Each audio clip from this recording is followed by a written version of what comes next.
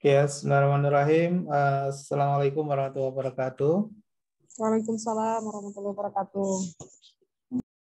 Selamat sore, salam sejahtera untuk kita semuanya. Kita awali bersama dengan bacaan basmalah. Bismillahirrahmanirrahim. Bismillahirrahmanirrahim. Ya, kita pertemuan terakhir ya sebelum kita ujian di UAS, materi tentang analisis jalur. Analisis ini sebetulnya sudah mungkin barangkali sering ya kita temui istilah ini, atau bahkan kita sudah menggunakan atau pernah menggunakan untuk melakukan analisis di dalam suatu research ya. Nah, analisis jalur ini kita nanti bisa kembangkan dalam ya, pendekatan yang lebih komprehensif, yaitu dengan menggunakan Structural Equation Modeling (SEM), seperti yang sudah pernah saya share juga sebelumnya di contoh disertasi yang saya gunakan ya. Mungkin saya agak lupa ya, pertemuan yang sebelumnya pernah saya share bagaimana membangun suatu model yang kita gunakan dengan menggunakan pendekatan kualitatif. Kemudian kita lanjutkan ke pendekatan kuantitatif dengan menggunakan SHAM ya sebagai modeling ya, untuk modeling dalam melakukan analisis hubungan antara variabel independen dengan variabel dependennya, di mana variabel dependen atau terikatnya lebih dari satu. Nah, itu nanti bisa kita gunakan SHAM. Ya, mungkin kita akan lihat perbedaannya dulu ya dengan regresi yang biasa kita gunakan ya. Ini sambil saya cek ya, apakah slide-nya sudah terlihat ya?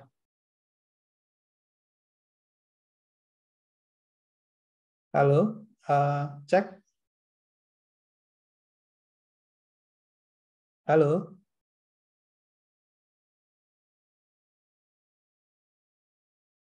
Halo, apakah suara saya masih terdengar? Kedengaran masih, Pak? Iya, Pak. Masih, Pak. Masih ya? Oke. Terima kasih. Ya, saya khawatir tidak terlihat dan tidak terdengar. Oke. Balik lagi ke slide. Jadi nanti kita akan coba lihat ya perbedaan antara analisis dengan menggunakan regresi dan path analysis. Nah, path analysis ini kita mungkin akan lebih sedikit komprehensif dibandingkan dengan regresi linear biasa, ya. Analisis jalur ini juga menjelaskan pengaruh juga sama seperti regresi. Ya, namun kita nanti akan bisa melihat antara variabel independennya atau variabel bebasnya. Ketika variabel bebas mempengaruhi variabel terikatnya itu, ternyata antara variabel bebas itu sendiri ada korelasi, ya, ada hubungan. Jadi contoh begini ya, misalnya dalam model perilaku misalnya ya, behavior misalnya, atau model di dalam aktivitas marketing misalnya. Kalau di aktivitas marketing misalnya, salah satu variabel di marketing mix misalnya produk dengan harga misalnya.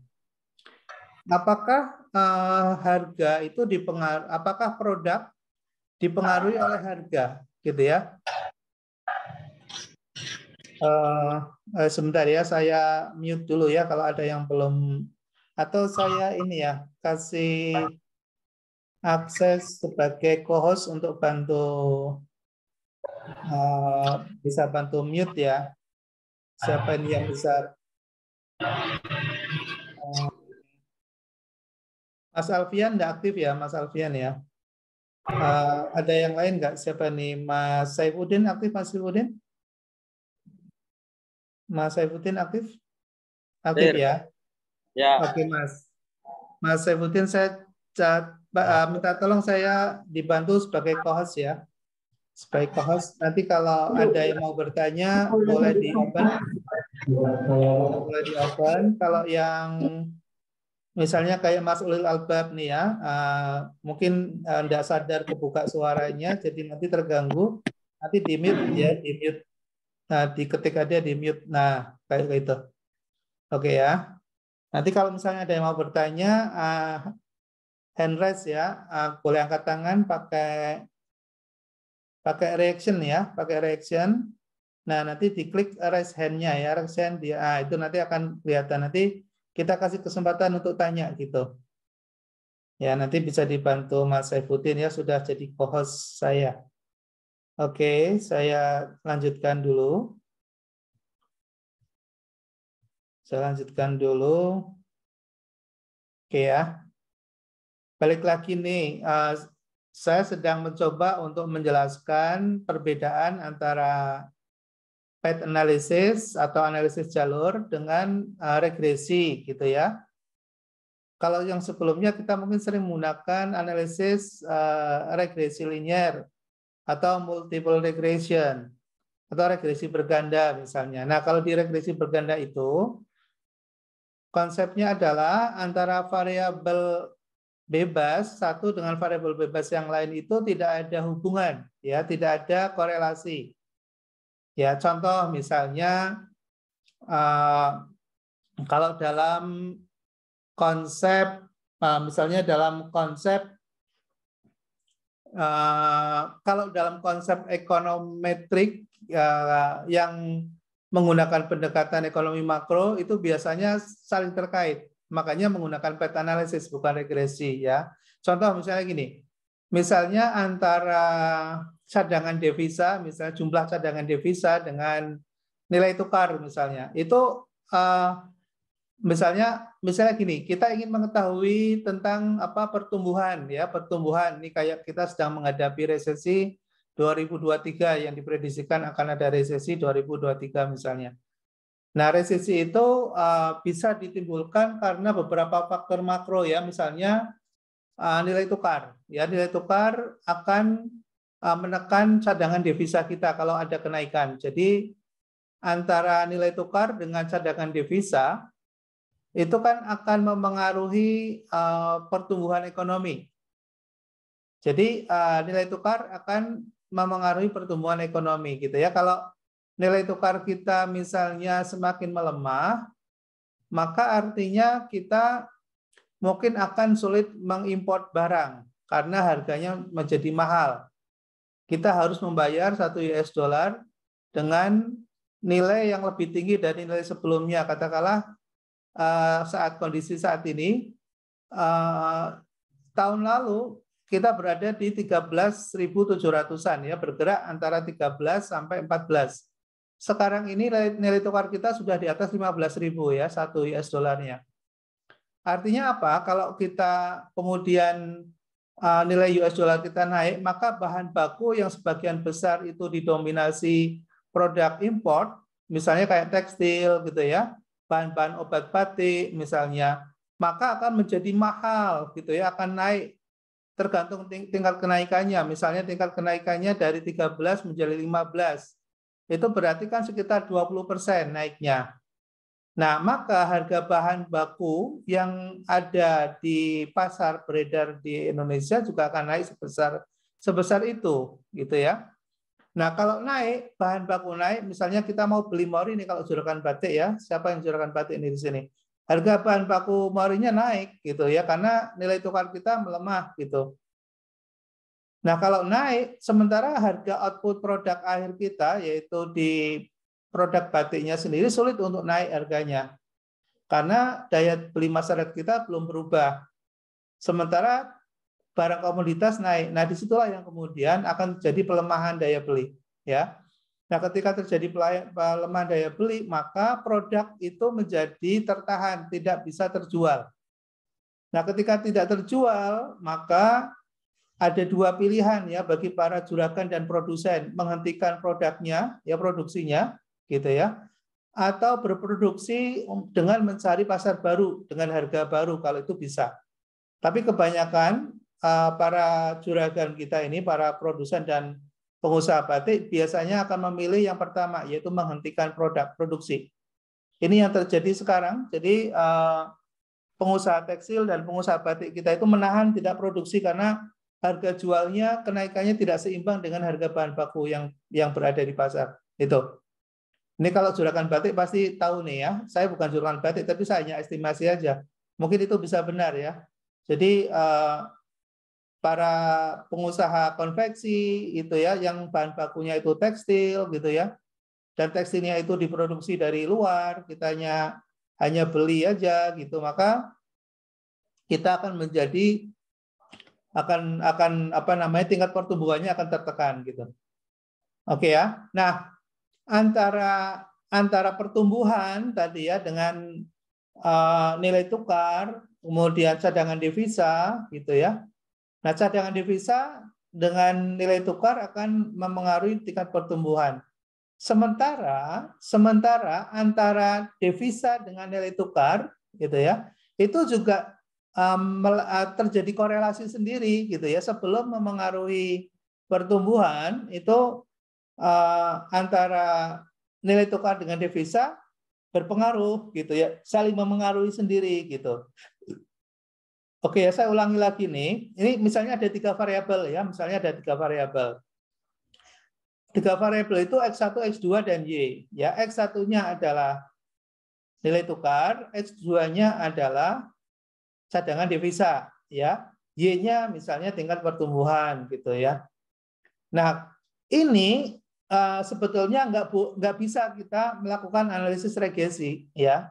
Ini bagi yang sudah mendapatkan pelajaran path analysis. Jadi bagi Anda yang sudah mempelajari path analysis, maka kita tidak bisa menggunakan linear regression atau multiple regression untuk menganalisis variabel yang variabel bebasnya atau dependent variabelnya itu saling memengaruhi, ya, saling berpengaruh, berkorelasi antara satu dengan yang lain.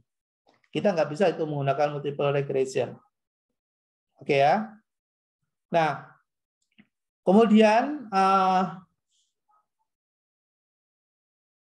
yang kedua ini, pada analisis jalur terlebih dahulu harus menggambarkan secara diagramatik struktur hubungan kausalitas antara variabel bebas dengan variabel terikat. Nah, diagram ini dengan diagram jalur. Jadi pada saat kita menyusun model, kita harus memiliki dasar pengetahuan yang cukup, yang memadai, karena kita nanti akan berargumentasi dan mempertahankan model yang kita akan uji itu, ya. Apakah variabel-variabel yang kita akan uji itu merupakan variabel bebas tidak terikat ataukah variabel bebas terikat terhadap variabel Y-nya. Nah, itu di situ kita harus bisa mempertahankan argumentasi kita dengan menggunakan konsep dan teori yang kita sudah miliki, gitu ya. Oke,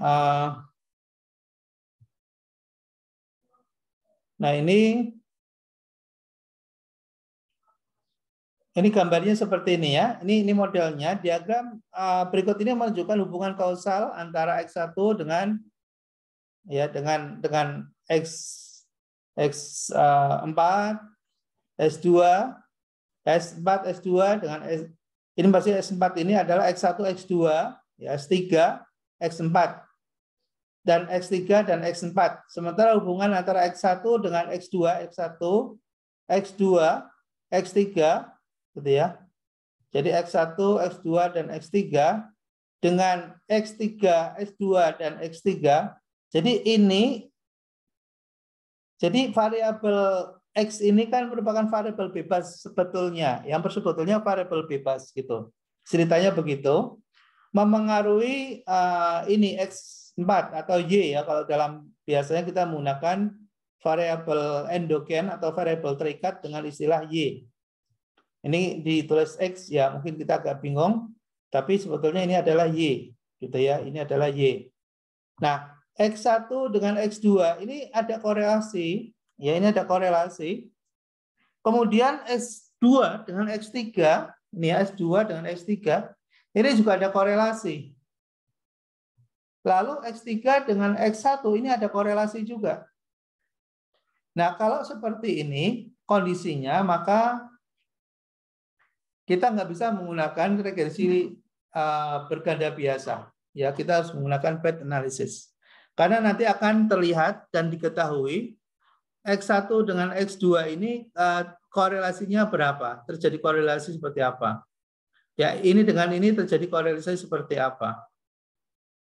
Ya, seperti saya ceritakan tadi, ya misalnya kita ingin mengetahui tingkat pertumbuhan gitu ya dalam analisis makro, lalu kemudian kita menggunakan variabel X1-nya misalnya nilai tukar, X2-nya cadangan devisa, X3-nya misalnya tingkat konsumsi atau pengeluaran, atau misalnya expenditure, ya government expenditure atau pengeluaran pemerintah misalnya. Nah, pengeluaran pemerintah dipengaruhi oleh cadangan devisa juga, dipengaruhi oleh nilai tukar juga, gitu ya. Nah, disitulah yang kemudian kita nggak bisa melepaskan hubungan antara X1 dengan X2 dan X2 dengan X3 dan seterusnya. Oke ya. Nah, umumnya kalau yang oh ya, ini berikutnya tadi kita memiliki 4 variabel ya. Sekarang kita coba lihat dengan 2 variabel. Ya, dengan 2 variabel. Nah, 2 variabel ini juga sama contoh sederhana yang bisa kita gunakan. Ternyata antara X1 dengan X2 ini juga ada korelasi misalnya. Ada korelasi. Nah, kalau seperti ini, maka ini kita akan gunakan namanya path analysis. Nah, antara X1 dengan X2 ada namanya path coefficient. Jadi besarnya pengaruh variabel eksogen ke variabel endogen tertentu dinyatakan oleh besarnya bilangan koefisien jalur. Nah, X1 dan X2 adalah hubungan korelasional, ya, korelasi, ya, ada korelasi X1 dan X2.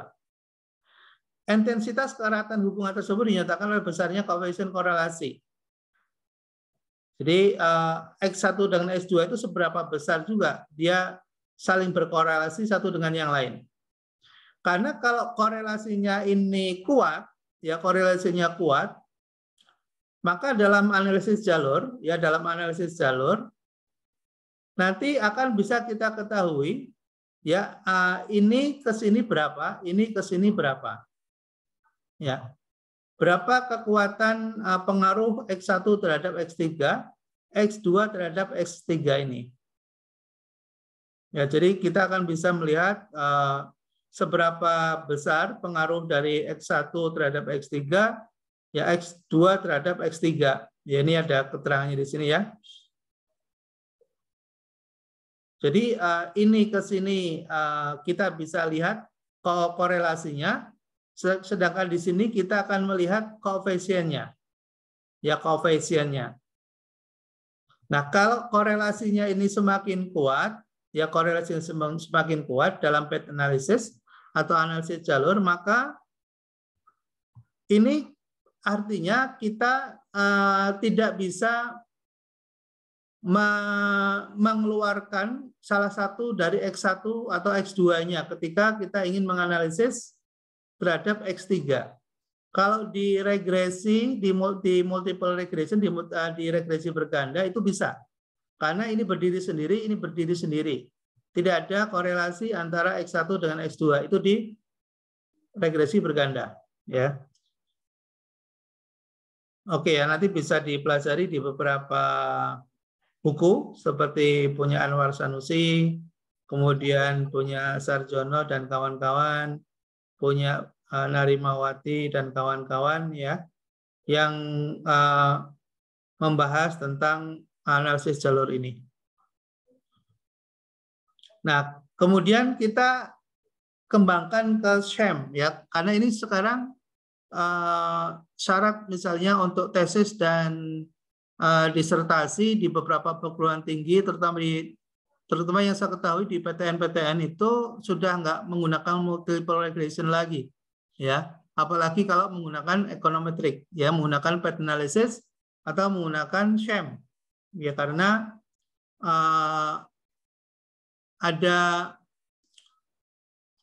karena di dalam konsep modelingnya itu kita sudah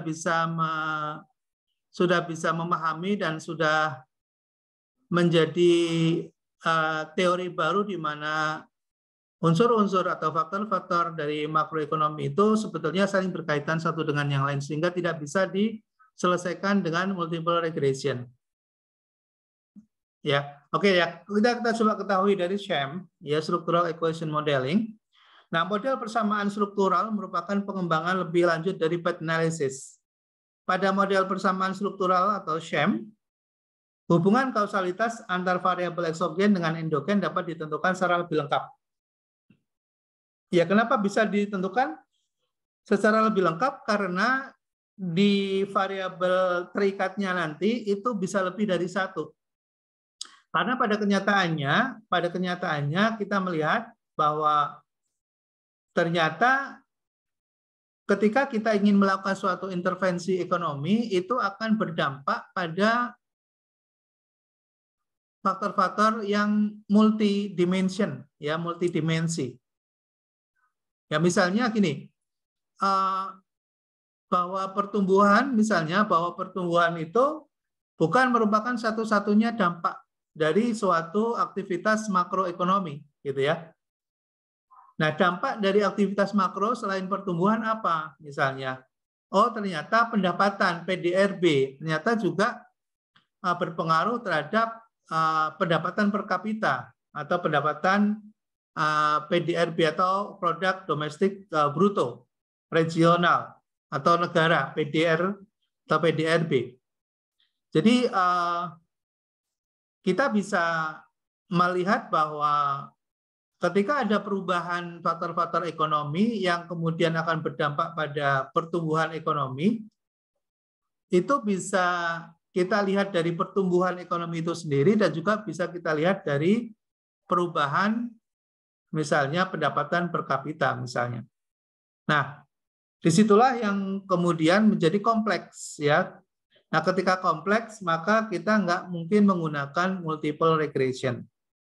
Kita harus menggunakan sham. Nah, sham tidak hanya hubungan kausalitas langsung dan tidak langsung pada variabel atau konstruk yang diamati dapat terdeteksi, tapi komponen-komponen yang berkontribusi terhadap pembentukan konstruk tersebut dapat ditentukan. Ya, nah, di dalam konstruk yang kita sebut tadi, di dalam path analysis itu tidak bisa kita nggak bisa dapatkan dalam path analysis. Oke, nah, bentuknya seperti apa konstruknya? Ya, konstruknya seperti apa? Kita bisa menggunakan gambar ini, gambar-gambar kotak, gambar lingkaran, gambar panah, gitu ya, untuk menjadi notasi dalam melihat hubungan antara variabel satu dengan variabel yang lain. Misalnya kotak, ini yang sudah sering yang digunakannya sebagai coding dalam membuat sebuah konstruk. Kotak itu apa sih? Kotak itu adalah variabel terukur atau observed variable, variabel yang kita amati. Nilainya dapat diperoleh dengan menggunakan instrumen atau kuesioner penelitian. Jadi hasil dari survei misalnya yang kita tarik data dengan menggunakan kuesioner, itu nanti hasilnya sebagai variabel observed, ya, variabel yang kita amati. Lingkaran yang bentuknya oval itu adalah merupakan latent variable atau variabel bentukan. Nilai variabel bentukan ini dibentuk oleh indikator-indikator penyusun konstruk. Oleh karena itu, variabel bentukan ini disebut dengan konstruk. Disebut juga dengan konstruk. Lalu tanda panah, ya, tanda panah. Panah satu arah menunjukkan adanya hubungan yang dihipotesiskan antar variabel. Di mana variabel yang dituju anak panah adalah variabel tergantung atau sering kita sebut dengan Y, ya. Kita sering menggunakan Y gitu ya. Nah, untuk variabel laten atau konstruk arah panah menuju ke kiri, ke indikator-indikator penyusun konstruk itu. Untuk variabel true core atau observed value, anak panah menuju ke kanan atau lazimnya sebagai anak panah dalam hubungan regresi antara variabel dependen dengan variabel dependen. Seperti yang biasa kita gunakan ya untuk melihat hubungan antara variabel bebas dengan variabel yang terpengaruhnya. Yaitu hampir sama. Nah, yang agak berbeda adalah yang tanda panah 2. Yang tanda panah notasi 1 itu yang sering digunakan juga di dalam regresi linear atau regresi berganda. Nah, kalau 2 panah menunjukkan hubungan korelasi di antara 2 variabel. Nah, ini yang tidak ada di dalam regresi, ya di dalam regresi. Kalau regresi itu kan satu arah. Nah, kalau dalam sham itu bisa menggunakan notasi 2 arah karena di situ saling mempengaruhi satu dengan yang lain. Yaitu ada beberapa perbedaan notasi ya yang kita akan gunakan. Nah, model sham yang lengkap ya terdiri atas model pengukuran dan model struktural. Jadi kita akan analisis tentang seberapa besar gitu ya pengaruh satu variabel terhadap variabel yang lain, yaitu variabel bebas terhadap variabel terikatnya, dan kemudian kita akan bisa membuat model struktur. Jadi nanti akan terbentuk di situ panah-panah tadi itu akan menunjukkan kepada kita mana sebetulnya yang mempengaruhi dan mana sebetulnya yang dipengaruhi. Itu bisa kelihatan. Model pengukuran digambarkan dengan konfirmasi indikator-indikator empiris terhadap konstruk yang dibangun oleh indikator itu. Sedangkan model struktural menjelaskan struktur hubungan kausalitas antar variabel. Ya, jadi nanti kalau kita menggunakan sham program gitu, kita akan bisa melihat arah anak panah tadi itu ke kanan atau ke kiri misalnya, atau di situ nanti akan terlihat juga panahnya 1 atau panahnya 2, itu nanti akan bisa menunjukkan indikator itu pada kita sebagai peneliti untuk mengetahui dan mengindikasi bahwa variabel 1 berpengaruh terhadap variabel yang lain atau sebaliknya. Nah, langkah dalam pemodelan sham, pertama kita harus memiliki teori yang kuat, ya. Jadi mengembangkan model berbasis teori. Jadi kalau teorinya tidak kuat, biasanya akan kesulitan ya untuk memetakan dan membangun konstruk. Kemudian mengembangkan path diagram untuk menunjukkan hubungan kausalitas. Ya seperti tadi misalnya kita akan menganalisis tentang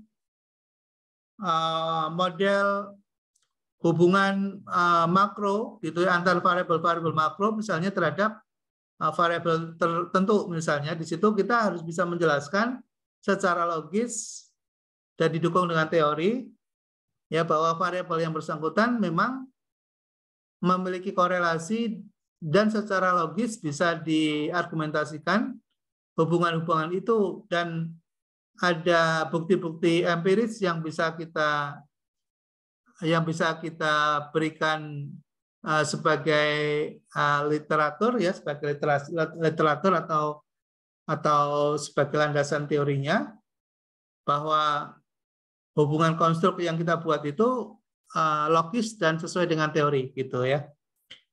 Lalu kemudian kita konversi path diagram ke dalam persamaan struktural atau model pengukuran. Jadi setelah kita buat gambar, baru kemudian kita buat persamaannya, ya persamaan strukturalnya dalam sebuah persamaan matematik ya, dalam sebuah persamaan matematik. Nah, kemudian memilih matrik input, ada matrik input dan teknik estimasi atau model yang dibangun. Baru kemudian menilai problem identifikasinya, lalu mengevaluasinya, lalu kemudian menginterpretasi atau menerjemahkan dari model yang sudah terbentuk tadi ke dalam bahasa ekonomi ya, dalam bahasa sosial atau bahasa ekonomi ya, sehingga bisa dipahami oleh pembaca. Oke ya, berikut adalah mengembangkan model berbasis teori. Ya, SAM tidak menghasilkan suatu hubungan kausalitas. melainkan membenarkan atau tidak sebuah hubungan kausalitas. Hubungan kausalitas itu sendiri dalam model harus dibangun oleh peneliti melalui landasan teori yang kuat. Nah, itu tadi ya. Jadi peneliti harus memiliki landasan teori yang kuat akan fenomena yang diamati. Jadi kalau kita tidak memiliki landasan teori yang kuat, sulit untuk membangun sebuah model. Makanya biasanya ini digunakan untuk tesis dan disertasi ya. Jarang skripsi menggunakan sham. Ya, walaupun ada juga ya, tapi masih jarang. Tapi kalau untuk tesis dan untuk disertasi ya sham sudah menjadi lumrah dilakukan gitu ya. Nah, ini mengembangkan teori, contohnya seperti ini ya, mengembangkan teori. Misalnya kita ingin mengetahui apakah kinerja suatu organisasi itu dipengaruhi oleh budaya organisasi, dipengaruhi juga oleh kepemimpinan dan pengembangan karir di dalam suatu organisasi tertentu, gitu ya. Nah, kinerja organisasi sendiri itu bisa dilihat dari apanya, dari perspektif pertumbuhannya, dari perspektif bisnisnya, dari perspektif pelanggannya, dari perspektif finansialnya. Nah, ini kalau kita lihat Y4, Y5, Y6, dan Y7 itu kinerja organisasi yang mengadopsi konsep balance scorecard. Ya, balance scorecard itu dikembangkan oleh Norton. Ya, nah ini dia mengambil bahwa kinerja suatu organisasi atau perusahaan itu bisa diukur dari keempat variabel ini. Ini si peneliti memiliki suatu konsep atau teori bahwa kinerja organisasi itu performanya bisa dilihat dari perspektif pertumbuhan, perspektif bisnis, perspektif pelanggan, dan perspektif finansial. Gitu ya. Nah, ini hasil dari kinerja organisasi itu karena dipengaruhi oleh ini ya, budaya organisasi, oleh kepemimpinan, oleh pengembangan karir gitu. Ya. Nah, sementara ini sendiri kalau kita lihat ini kan Y-nya atau terikatnya ini ya, terikatnya atau dependennya ini lebih dari satu ya, Y4, Y5, Y6, Y7. Ya. Nah, sementara bahwa teori juga mengupas atau juga membuktikan bahwa adanya komitmen internal organisasi seperti efektif ya, kontinuan, normatif ya, bahwa orang-orang yang ada di dalam organisasi itu ya, dia akan memiliki perilaku atau behavior efektif, kontinuan, dan normatif. Artinya orang-orangnya di dalamnya itu memiliki code of conduct yang bagus atau tidak. Kemudian di situ dia kontinuan, artinya dia bisa bertahan di dalam organisasi. Orang-orang atau human resources yang ada dalam organisasi itu bisa bertahan bekerja atau mengabdikan dirinya di organisasi itu dalam jangka panjang atau tidak. Lalu kemudian orang-orang yang ada di dalam organisasi tersebut memberikan sangat kontributif dan partisipatif ya dalam pengembangan organisasi atau tidak. Ini juga dipengaruhi menurut si peneliti yang membuat desain ini misalnya itu karena budaya organisasinya gitu ya, karena kepemimpinan, karena karir juga, karena pengembangan karir. Nah, di sini kita melihat bahwa variabel-variabel bebas yang mempengaruhi Y, yang mempengaruhi Y ini ada Y1, Y2, Y3 sampai Y7. Oke ya.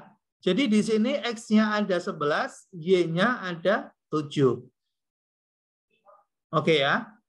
Nah, ini tidak bisa diselesaikan dengan menggunakan regresi kan, karena regresi pasti Y-nya kan cuma 1 gitu ya. Sedangkan ini Y-nya ada 7 gitu ya, lebih dari 1. Nah, jadi ini akan terlihat bahwa model ini bisa kita uji dengan menggunakan namanya sham. Ya, kita bisa uji dengan menggunakan sham. Oke ya. Nah, ini pengembangannya. Jadi setelah kita, ini teorinya ya, kita teorinya seperti ini. Ya, ini teorinya seperti ini, teorinya. Lalu kemudian kita bikin konstruk modul, ya, konstruk atau konstruk modelnya seperti apa, pet diagramnya seperti apa, ya, diagram alurnya seperti apa. Nah, ini dijelaskan di sini, ya. Jadi tadi yang budaya organisasi Budor, gitu ya. Ya, kemudian terkait dengan model kepemimpinan, ya, kepemimpinan transformasional tadi, Trans. Ya, kemudian pengembangan karir, ya, PEKAR, gitu. Kemudian masing-masing variabel ini memiliki indikator atau parameter X1, X2, X2, dan X4 untuk Budor. Kestranya ada 4 juga, kemudian pekarnya ada 3. Ini juga teori, yang ambil dari teori, ya, dari teori. Nah, lalu Budor sendiri itu berpengaruh terhadap Trans. Jadi budaya organisasi itu juga dipengaruhi oleh kepemimpinan. Jadi sebelum bicara ke sini, itu ini dengan ini sendiri ada pengaruh, ya, korelasi, ya, berkorelasi. Trans, ya, dengan Pekar ini juga ada korelasi juga. Budor dengan Pekar ada korelasi juga, gitu ya. Nah, lalu ini dengan Kumor, gitu ya, berpengaruh, budaya organisasi berpengaruh, ya, terhadap Kumor, terhadap kinerja organisasi juga. Nah, ini disebut dengan PET diagram. Ya, membuat seperti ini disebut dengan PET diagram. Ya, kalau ada yang mau bertanya boleh ya. Ini contoh membuat PET diagram. Jadi awalnya dari teori, ya, dari teori di atas ini awalnya modelnya berbasis teori, lalu kemudian dibuat analisis jalur, ya, PET diagram dengan menggunakan gambar diagram. Lalu kemudian setelah itu baru dibuat namanya persamaan seperti ini, konversi ke dalam jalur serangkaian persamaan-persamaan yang nanti akan kita analisis. Ya. Misalnya X1 konsistensi, ya, X1, X2, X3 dan S4 tadi. Nah, itu budaya organisasi yang memiliki indikator keterlibatan, X1 memiliki indikator konsistensi, adaptasi, dan misi. Ini alfa 1, alfa 2, alfa 3. Oke, ya, dibuat persamaannya. Lalu kemudian contoh model strukturalnya, ya, strukturalnya hubungan, ya, antara Komor, gitu ya, Komor dipengaruhi oleh koefisien Budor, koefisien Trans, dan koefisien Pekar. Ya, ini model strukturalnya. Ini contoh model struktural 1. Struktural yang kedua ini sebetulnya belum selesai, ya, ada struktural 2, ya, yaitu tadi kinerja organisasi yang dipengaruhi oleh Budor, Trans, dan Pekar. Ini model strukturalnya. Nah, lalu kalau sudah terbangun persamaan, baru kita lakukan tahap berikutnya dengan memasukkan ke dalam input dan estimasi modelnya, ya. Nah, nanti berikutnya adalah kita mendapatkan data, ya, datanya tentunya kita menggunakan korespondensi atau responden menggunakan kuesioner, ya, kuesioner dengan variabel-variabel yang sudah terpilih tadi. Lalu kemudian kita sebarkan kepada responden, di mana objek yang kita sudah tentukan untuk kita jadikan sebagai unit objek penelitian kita, gitu ya. Nah, kalau hasilnya sudah kita tarik, hasil kuesionernya, baru kemudian kita lakukan evaluasi, ya. Evaluasi, kita lihat apakah sampelnya sudah memenuhi atau belum. kemudian kondisinya apakah normal atau tidak, gitu ya. Kemudian ada outlier atau tidak, mana data-data yang ekstrim, ya kita keluarkan, gitu ya. Ya, kemudian kita lihat validitas dan kita lihat reliabilitasnya, gitu ya. Itu untuk menguji goodness of fit-nya agar data yang nanti kita akan olah itu sudah bagus ya, sudah clean ya, sudah, sehingga nanti bentuk yang akan kita hasilkan dari analisis ini benar-benar memiliki goodness of fit yang baik. Ya, nanti kita akan bisa uji apakah data kita signifikan atau tidak ya. Kemudian berdasarkan dari beberapa kriteria goodness of fit-nya itu hasilnya seperti yang ada ya di dalam tabel di atas ini, misalnya RMC-nya kurang dari 0,08 misalnya ya. GFP-nya lebih dari 0,9. Ya, kalau indikator-indikator ini terpenuhi, maka berarti kita memiliki model yang bisa dipercaya dan model itu bisa menghasilkan teori baru, gitu ya, bisa menghasilkan teori baru. Nah, ini nanti bisa dijelaskan apa yang dimaksud dengan C-square, ya, goodness of fit index. Ya, ini beberapa alat analisis untuk mengetahui bahwa model yang kita hasilkan itu sesuai dan bisa diterima secara statistik, secara matematik, dan secara akademis, gitu ya. Nah, kalau sudah muncul nanti hasilnya, kita baru melakukan interpretasi, ya. Kita melakukan interpretasi. Nah, untuk menginterpretasikan, mungkin kan sudah pernah baca ya hasil disertasi saya yang sudah pernah saya share. Nah, itu silahkan dibaca secara penuh, nanti akan tahu itu. Ya, akan tahu bagaimana menyusun model seperti tadi yang saya ceritakan itu, sampai kemudian hasilnya seperti apa dan cara membacanya bagaimana. Ya. Oke ya, saya kira seperti itu. Nanti kita kalau masih ada kesempatan waktu, kita bisa masuk ke SPSS untuk menilai data yang akan kita olah ini sebetulnya sudah reliable atau belum, gitu ya. Kalau reliabilitas dan validitas mungkin barangkali juga ada yang belum tahu ya. Tapi itu sebagai langkah awal untuk menentukan apakah data yang kita dapat itu bisa kita olah lebih lanjut atau tidak, gitu ya. Oke, sampai sini dulu. Silakan kalau ada yang mau bertanya. Mas Saifuddin, Mas Yusril, Mas Alfian, Mas Jumaidi. Silakan kalau ada yang mau ditanyakan. Oke ya, sambil jalan nanti kalau ada yang tanya bisa raise hand ya, bisa raise hand. Silakan boleh dibuka SPSS-nya. Dibuka SPSS-nya. Iya, Pak.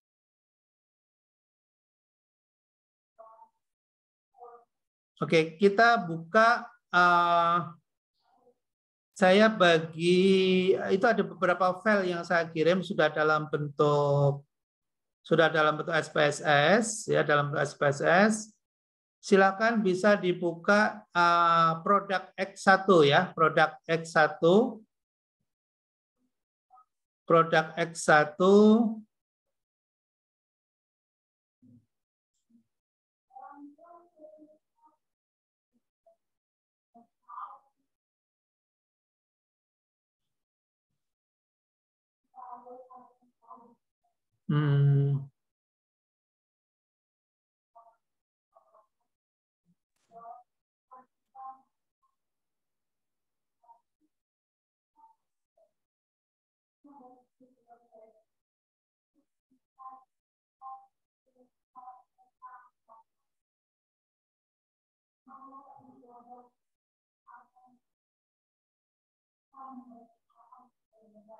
Aduh, saya lupa nyimpen di mana tadi ya. Ekonometrika. Kemudian nggak taruh di mana ya.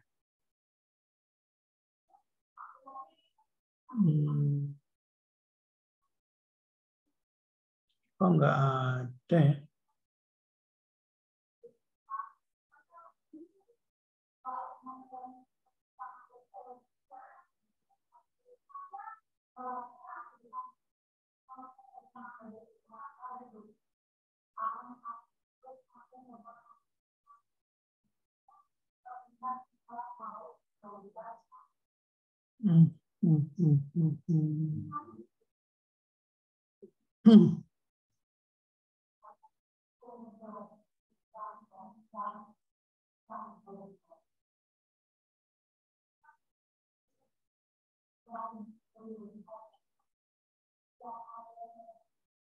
Oke. Sudah ketemu produk X1? Sudah, Pak. Oke, sudah ya. Oke, coba dilihat. Ini adalah contoh dari suatu kuesioner ya, kuesioner yang kita tarik dengan menggunakan data interval 1 sampai 5 ya. Interval 1 sampai 5. Dan kita kebetulan punya 15 responden ya, kita punya 15 responden. Ada 15 pertanyaan, maaf, ada 15 pertanyaan. Ada 15 pertanyaan dan responden kita ada berapa nih? 1 ya, sampai berapa ini? Responden kita sampai 48 ya. Dan 48 responden. Ada pertanyaan 1 sampai 15. Nah, kita coba cek variable view-nya dulu ya. Ini kebetulan sudah saya setting jadi tidak perlu diubah biar cepat ya. Ini sudah tab-nya adalah numerik, weight-nya 4, desimalnya 0, jadi sama semua bentuknya. Jadi nanti kalau kita olah sudah langsung bisa kita olah ya biar gampang gitu ya. Oke. Nah, lalu kita ingin mengetahui apakah data ini sudah siap valid atau tidak ya, reliable atau tidak ya.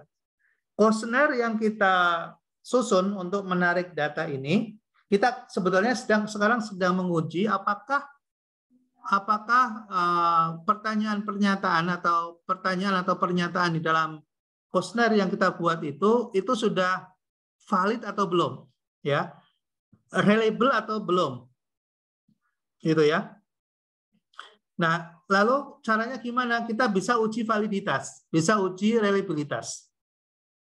Cara ujinya gimana? Cara ujinya, oke, ini kelihatan nggak di layar ya? Saya klik analyze ini, kelihatan nggak? Ya, Pak, kelihatan, Pak. Kelihatan ya? Oke, Ya, bisa Pak, sama-sama. kelihatan. Kelihatan ya? Oke, good. Kita coba sama-sama. Klik analyze ya. Kita sekarang akan menguji validitas dan reliabilitas dulu ya. Klik analyze, kemudian masuk ke scale. Oke, scale, kelihatan ya, scale. Kemudian kita klik reliability analysis. Reliability analysis. Kita akan menguji apakah data ini reliable dan valid, gitu ya. Oke, silakan diklik reliability analysis-nya. Nanti akan muncul seperti ini. Oke, sudah muncul sama dengan seperti saya ini.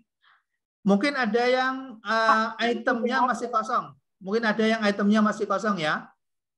Nah, Sudah, kalau Pak. yang masih yang masih kosong silakan di blok saja ya, dipakai shift kemudian panah ke bawah, di blok aja seperti ini ya, di blok sampai ke angka 15 ya, di blok sampai angka 15. Lalu kemudian diklik ya, panahnya yang atas ini, panah yang atas diklik. Nah, kalau sudah diklik nanti akan masuk datanya ke sebelah kanan. Sudah? Akan masuk ke sebelah kanan seperti yang terlihat di Belum, tempat Pak. saya.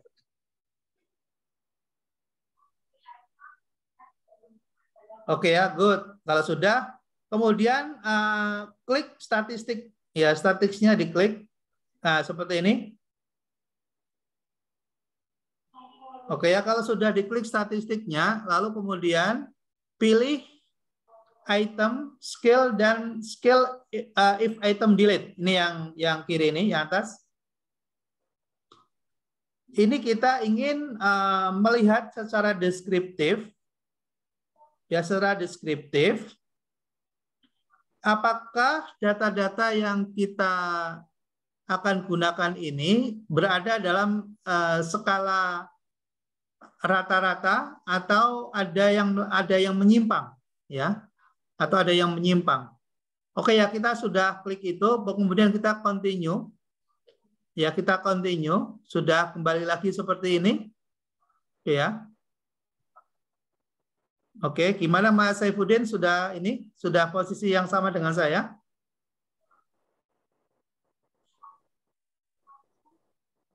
Mbak Ayu, Mas Ulil, Mas Sahrul,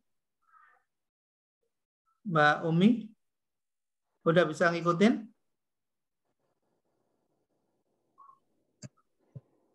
Oke, sudah ya? Sudah, Pak. Sudah. Ya Pak, sudah Pak.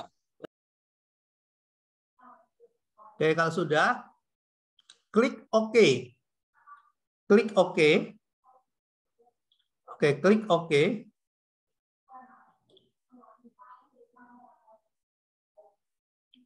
Sudah keluar hasilnya, Pak. Sudah keluar hasilnya, Pak. Iya. Hasilnya sudah muncul ya? Sudah. Output 1. Oke, sama dengan saya. Output 1.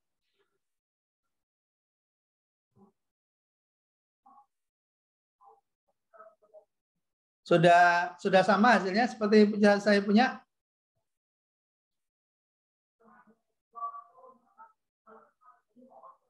Oke, semuanya sudah sama seperti yang saya lihat di slide? Seperti di slide? Sudah, Pak. Oke, sudah. Nah, kalau sudah, ini kita pilih yang item total statistik. Ini yang seperti gambar saya ini di depan, ya. Diklik nanti akan muncul warna merah sebelah kiri. Oke ya.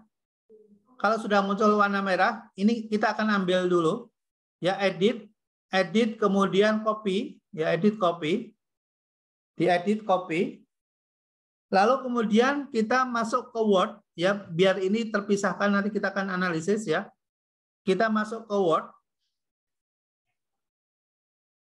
Ya, kita buka Word.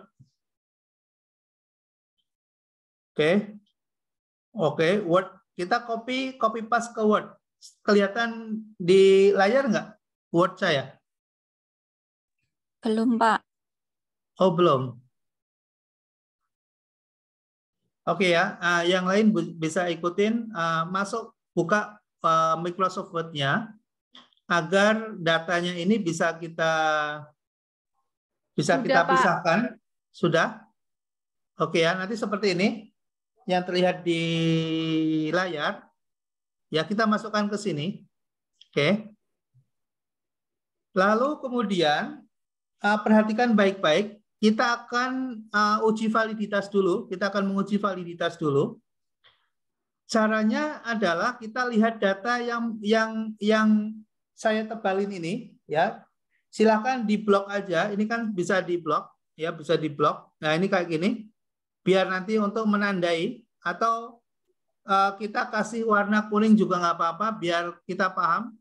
Kita kasih warna kuning misalnya, nah, kayak gini, ya. Ini yang akan kita gunakan untuk melihat apakah pernyataan-pernyataan atau pertanyaan-pertanyaan di dalam kuesioner pertanyaan 1, 2, 3 sampai 15 ini itu valid atau tidak, ya, valid atau tidak. Oke. Nah, kita akan menggunakan standar, ya, akan menggunakan standar yang digunakan oleh banyak peneliti, ya, kita akan menggunakan standar yang banyak digunakan oleh para peneliti, di mana alfanya ya alfa yang digunakan untuk membandingkan atau compare antara nilai hitung dengan nilai standar yang kita tentukan. Nilai standar yang digunakan biasanya 30%, ya. Nilai standarnya biasanya 30% atau 0,3 atau 0,3. Ini kita menggunakan standar peneliti ya di banyak jurnal. Saya cari kenapa sih kok bisa 30%? Saya belum ketemu, tapi para peneliti menggunakan standar 30% atau 0,3 untuk membandingkan antara hasil perhitungannya ya, perhitungan korelasinya ya T hitungnya ini dengan 0,3. Artinya apa? Kalau ada hasil dari T hitung yang lebih kecil dibandingkan 0,3, maka berarti itu kuesioner harus dihilangkan, di-delete atau diganti, ya, di-delete atau diganti. Nah, kalau kita lihat di sini, semuanya kebetulan saja nih, kebetulan saja kalau kita lihat di sini, kita lihat di sini, oke, nggak ada yang kurang dari 0,3 ya. Semuanya lebih besar dari 0,3. Artinya bahwa pertanyaan nomor 1 sampai nomor 15 itu valid. Oke. Nah, kemudian langkah berikutnya kita ingin tahu apakah reliable atau tidak. Ya, apakah reliable atau tidak. Apakah reliable atau tidak. Maka kita lihat hasilnya ya menggunakan reliability statistik yaitu Cron-Batch alpha ya. Nah, Cron-Batch alpha ini kita akan bandingkan dengan 0,7 sisanya, yaitu tadi kan 30% ya, ini 70%. Jadi atau 0,7. Ya 0,7. Kalau hasil dari Cron-Batch alpha-nya ini lebih besar dari 0,7, maka artinya bahwa pernyataan-pernyataan atau pertanyaan-pertanyaan itu sesuai dengan variabel-variabel dan parameter, ya. Artinya reliable, ya reliable, ya bisa dijadikan sebagai alat uji. Ya, berarti kalau demikian maka pertanyaan-pertanyaan yang sudah didesain dan kemudian sudah diuji cobakan dalam sampel yang terbatas, tadi 48 orang itu tadi, datanya sudah valid, ya datanya sudah valid dan sudah reliable. Nah, ini contohnya karena ini biar cepat, ya kita buat yang simpel, gitu ya. Nah, nanti silahkan kalian lanjutkan untuk harga. Ini kan produk ya. Jadi ceritanya kasusnya itu adalah jadi nanti ujiannya kasus ya, ujiannya kasus. Nanti saya akan buatkan kasus. Ya akan saya buatkan kasus. Jadi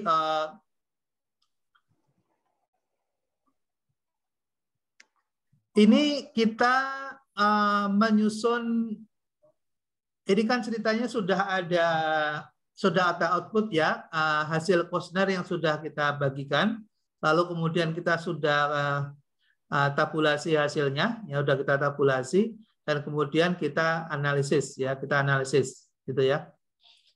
Nah, tugas Anda nanti adalah memastikan bahwa data nanti saya akan kasihkan ya, datanya reliable atau tidak seperti ini ya. Lalu kemudian berikutnya kita akan menganalisis data itu dengan menggunakan multiple regression ya, dengan menggunakan multiple regression. Lalu kemudian kalian terjemahkan, kan sudah bisa ya menggunakan multiple regression. Nggak usah menggunakan sham ya, karena nanti khawatir kita belum tuntas belajarnya. Tapi minimal kita sudah tahu perbedaan antara path analysis, sham, dan multiple regression ya.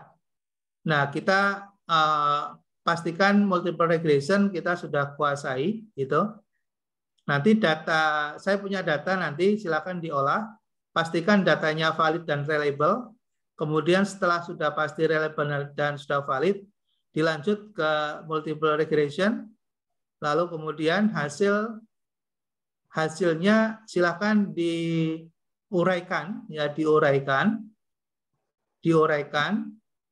ya sehingga menjadi suatu hasil penelitian, ya menjadi suatu hasil penelitian atau hasil research yang bisa dipahami dari persamaan yang ditemukan itu ke dalam bahasa ekonomik, ya bahasa ekonomik. Jadi pekerjaan kita adalah di bab 4, ya. Jadi kita mengerjakan bab 4. Bab 1, 2, 3 sudah lewat, ya sudah lewat. Jadi case-nya adalah analisis, ya case-nya adalah analisis. Ya nanti soalnya nanti saya akan masukkan ke dalam bagioconsulting.com, ya bagioconsulting.com. Nanti di situ silakan dibaca soalnya dan kemudian dikerjakan di situ, ya dimasukkan ke situ ke dalam bagioconsulting.com. Oke, ada yang mau ditanyakan?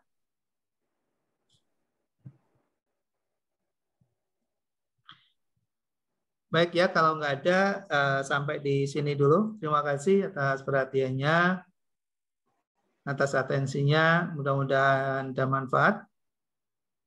Dan selamat menyelesaikan tugas dan berhasil. Dan take home ya, kerjanya pekerjaan kita nanti take home test bisa dikerjakan di rumah.